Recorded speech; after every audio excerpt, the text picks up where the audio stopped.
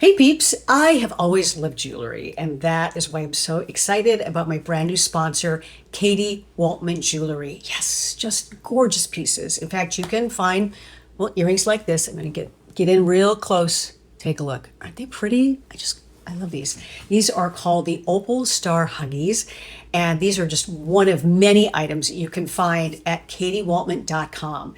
She offers beautiful necklaces, those stackable rings, and what I love about these earrings is they go with anything. I mean, opals do. I'm wearing them now with a jean jacket, and you can dress these up, but there's a huge selection. And just for my viewers and listeners of Life Unscripted, you get a 20% off discount off of any of the items. And by the way, it runs out on September 30th. So once again, if you use the promo code LifeUnscripted at katiewaltman.com, you'll find those gorgeous pieces of jewelry and you can dress up your outfit like these.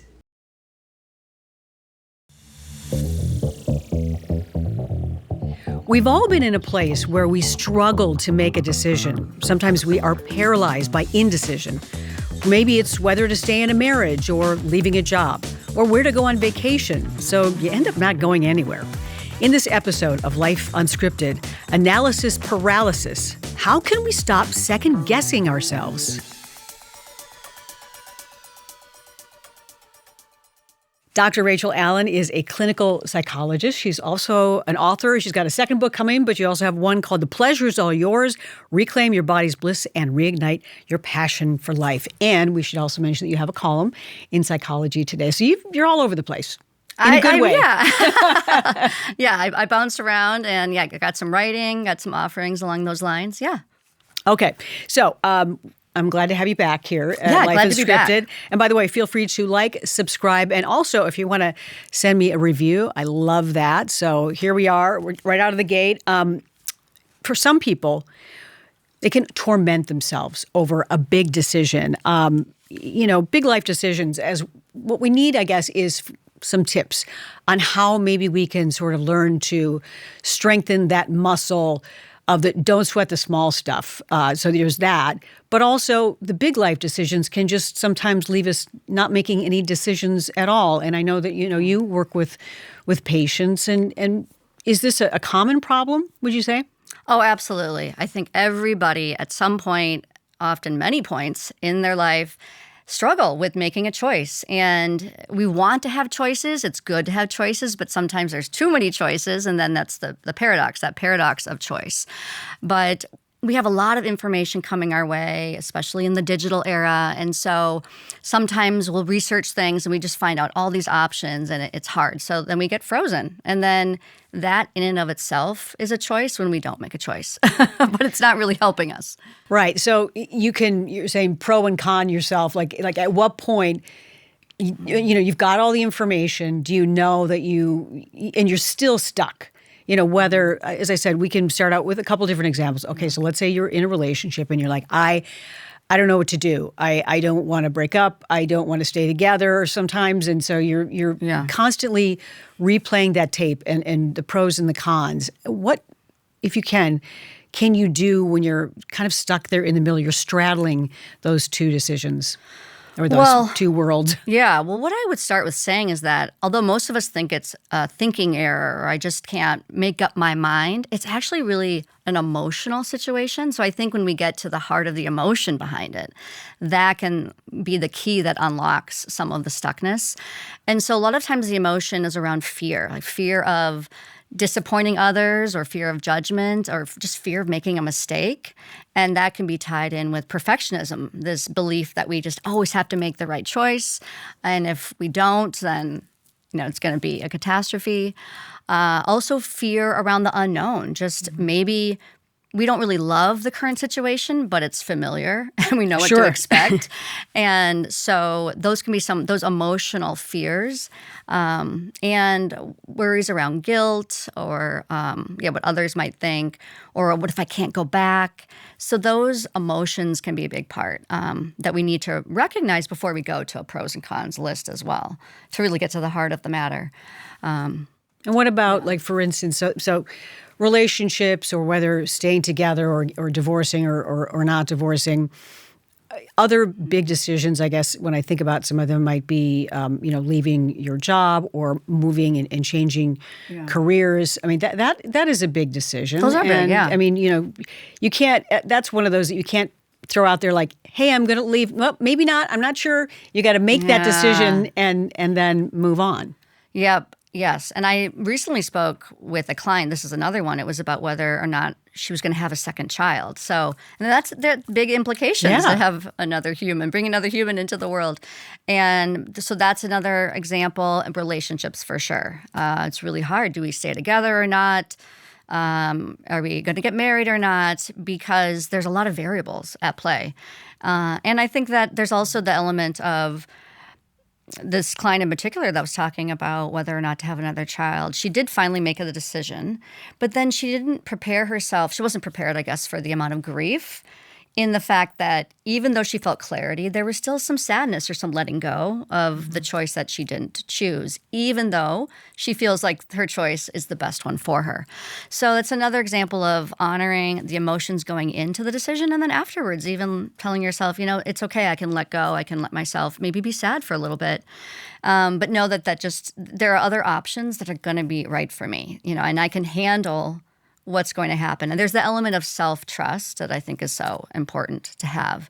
And listening to your intuition is a big part of it. But then a lot of people have a hard time with understanding, okay, is this my intuition? Maybe you're not sure. And we always hear that term, trust your gut. Yeah. And I mean, you're saying just listen to it. It's telling you the right path to go. Mm-hmm. Well, in intuition and gut instinct, it is more of a physical sensation. So it literally can be in the gut and in your heart rate, in your breathing. So notice some of those cues.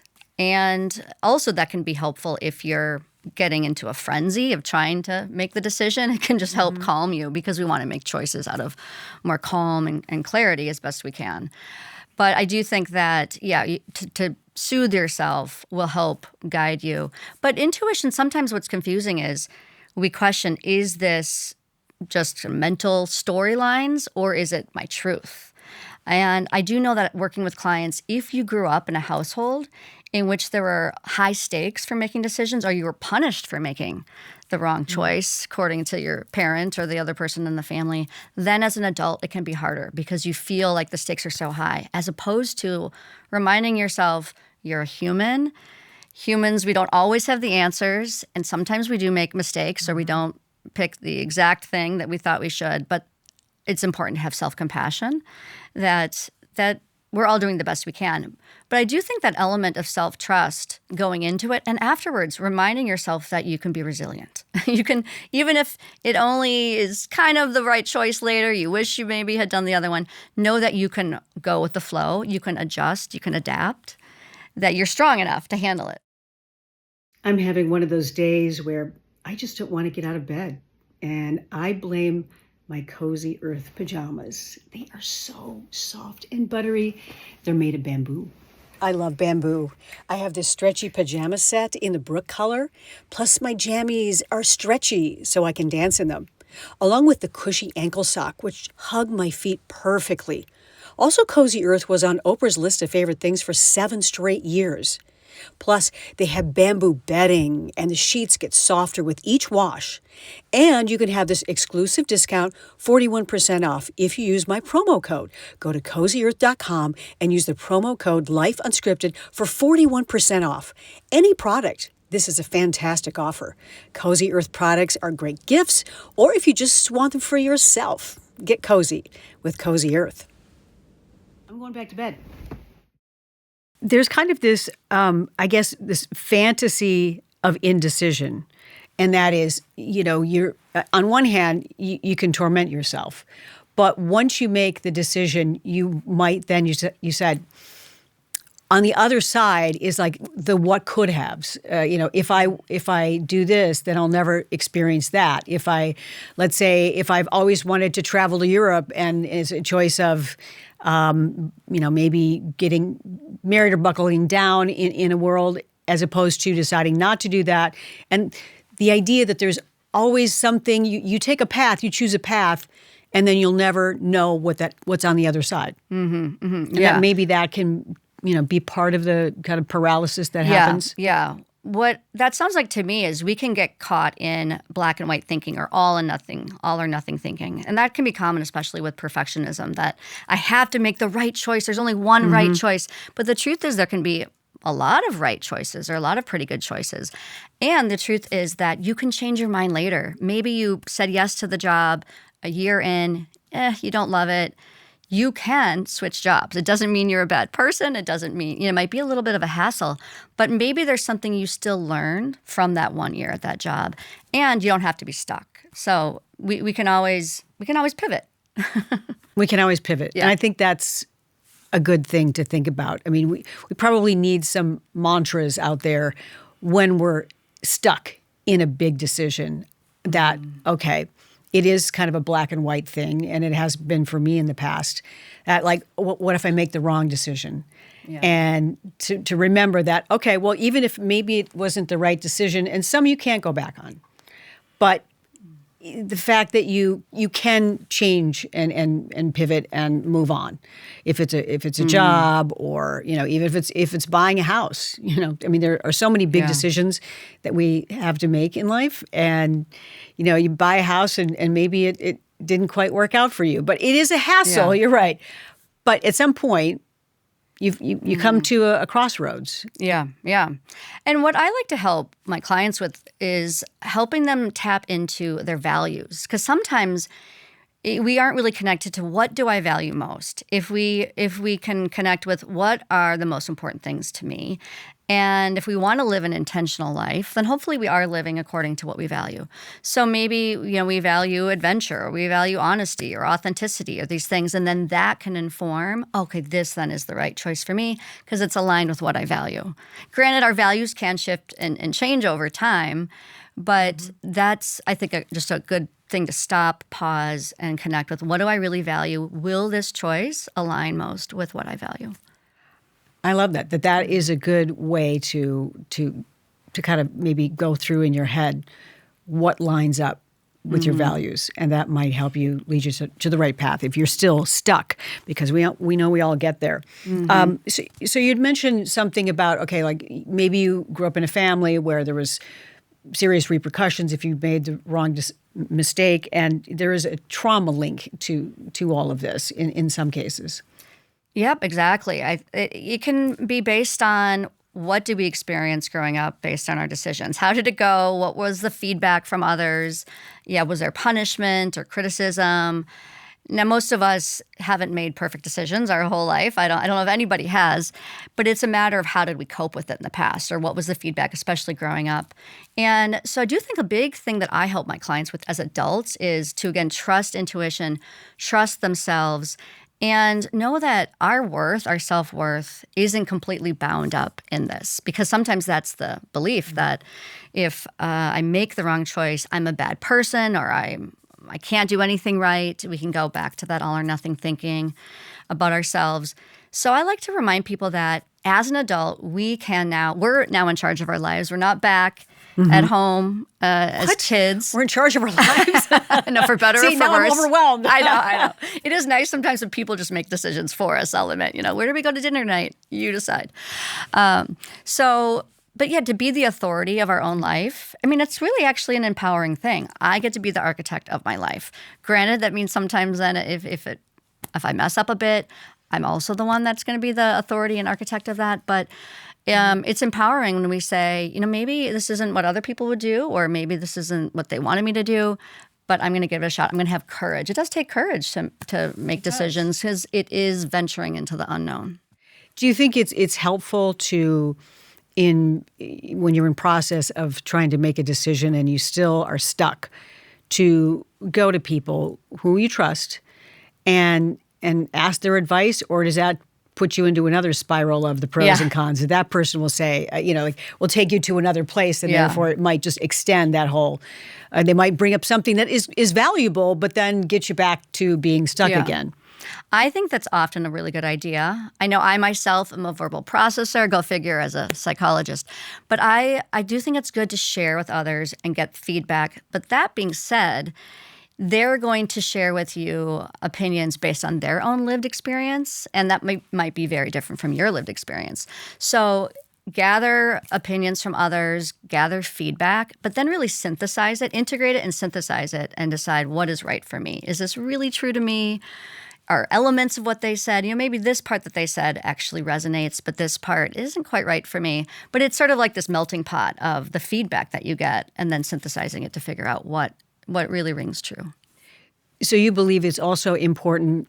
I mean, we've been talking about big decisions, and we know throughout the day there are a million other decisions, and maybe kind of working through in your mind some exercises of, okay, are you struggling with this? Are you struggling with whatever fill in the blank problem is? You should actually kind of build on that and every day try to get comfortable with making certain decisions. I mean, some of them you have to make, like get the spaghetti already, whatever, To me, those small ones are not a problem. Yeah. I mean, I'm going to buy this. I'm going to do that. I'm going to travel here. But the bigger ones, I tend to really gnaw on and agonize on. Yeah.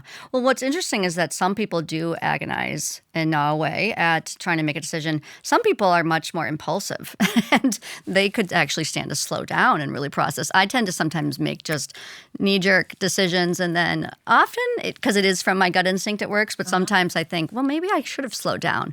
But along the lines of what we can do to, you had said earlier, build the muscle of feeling more confident and more clarity in our decision-making, is to really be conscious of some of the smaller decisions day to day. And because there are a lot that are just subconscious, we're just, do I go right or do I go left? Which way is going to get me to where my destination is. But I think also being more intentional about, I'm going to make some of these small decisions, see how they go. And then, oh, look, I handled those well. So I can handle the smaller ones. Can that be a practice for handling some of the bigger ones? And when you do make the decision, it does seem to give you clarity that the agonizing might finally be over. You might question it down the road, but once you get to that point on the other side, when you've made the decision, you think that all of a sudden all of those kind of fears and anxieties kind of melt away a little bit. I do think that once we just make the decision and we lead with action, there can feel this liberation. There can feel relief. And because anticipation mind, I learned that from Buddhist psychology, we label it anticipation mind when we notice that ahead of something, we're getting all worked up. So anticipation mind can be much more challenging than once we just take the leap and we're on the other side and it's an unknown, but then we're in it, we're facing it head on, we deal, we cope. So that can be really helpful. However, sometimes people can also feel some sadness or some grief around the decision that they didn't choose, the option they didn't choose. And even though they feel like they made the right choice for them, there's still a little bit of sadness or longing or what if I had made the other one. But ultimately in life, we just got to pick sometimes. We can't go back. So learning to live with the choice we made and make the best of it. Are you any curious like me? Kensho non-alcoholic cocktails by RSRV Collective are ready to drink, and they're made with premium botanicals, natural citrus, and spices. These drinks are inspired by classic cocktails like a gin and tonic and an old-fashioned. The Rosata combines sweet cherry with a sharp ginger finish. The Amari channels kind of an Italian aperitif. Doesn't that sound good? The cocktails were recognized by BevNet as a Best of 2023 non-alcoholic beverage. And you can get 30% off when you use my promo code LifeUnscripted. Find them at rsrvcollective.com. Cheers! I have always been a fan of Indian food. From the very first bite, I was hooked. The Cumin Club offers up authentic Indian food you prepare at home. I mean, if you've got 5 minutes. That's how long they take to prepare. 5-minute meal kits that offer the flavors of India that are healthy and preservative-free, real vegetables, lentils, and grains. Like tikka masala, the Cumin Club's korma sauce. Oh, this is a yummy mixture of coconut milk and cardamom. Spice level up to you. Delivered to your door, and spice up your dinner routine by using my promo code LifeUnscripted, and you get 30% off any purchase at the Cumin Club.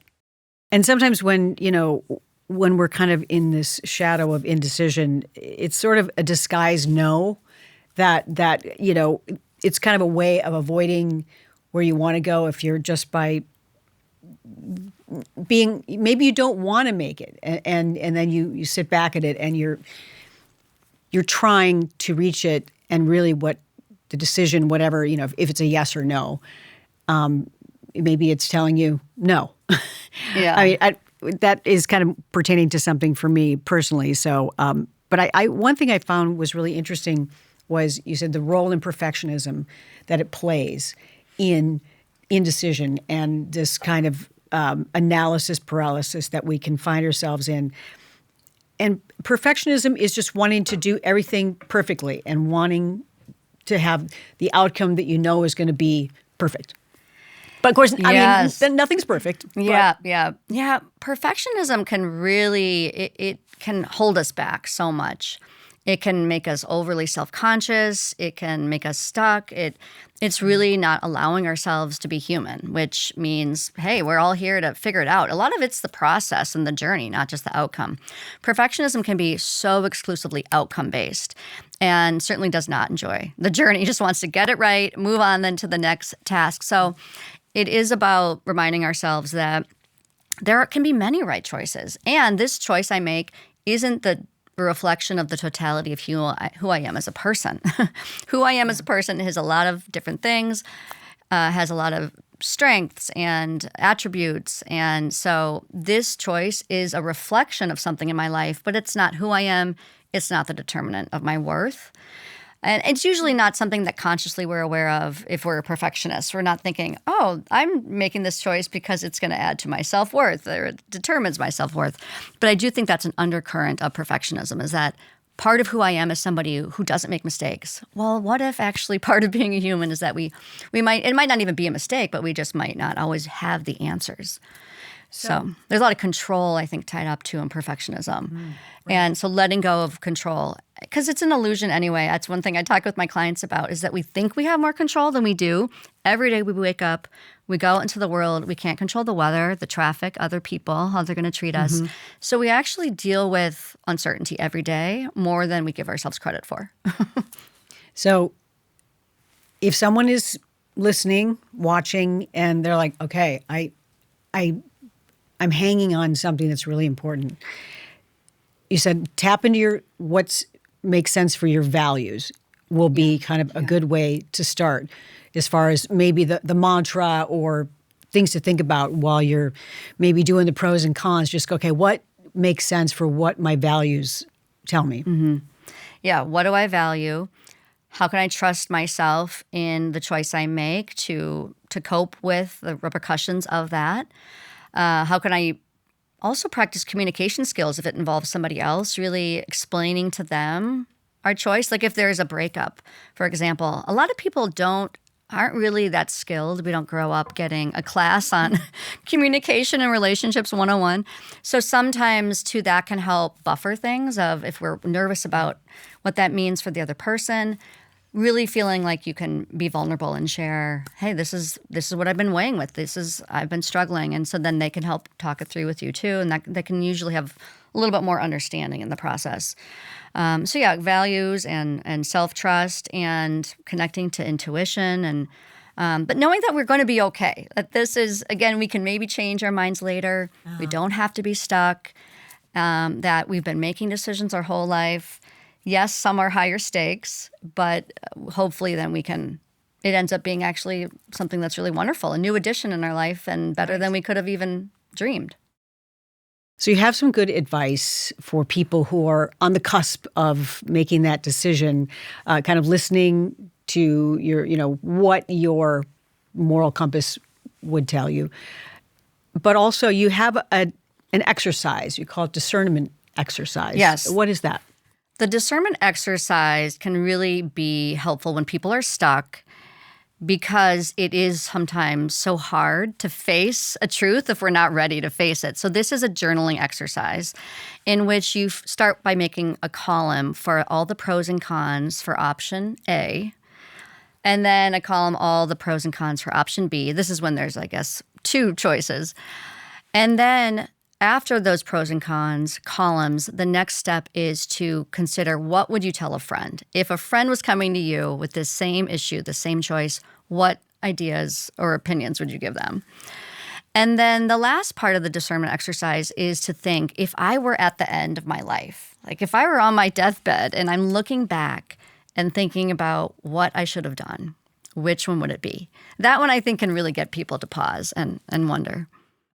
Well, we hope this brought you some clarity if you have been agonizing over a decision, whatever it may be. It could be a big life one or somewhere there in between. I think this was helpful. A guide for people to maybe navigate their way through that decision and then be comfortable with it. And the best part, having clarity at the end. Yes, and just feeling liberated from being stuck in making a choice or not. Once we make the choice, we're on the other side, and then we got to cope with it. I love it. All right, Dr. Rachel Allen, always a pleasure to have you here. Good advice, and I think that the decisions will be made after people are listening to this podcast. I hope so. Thank you. Thanks for tuning in to Life Unscripted.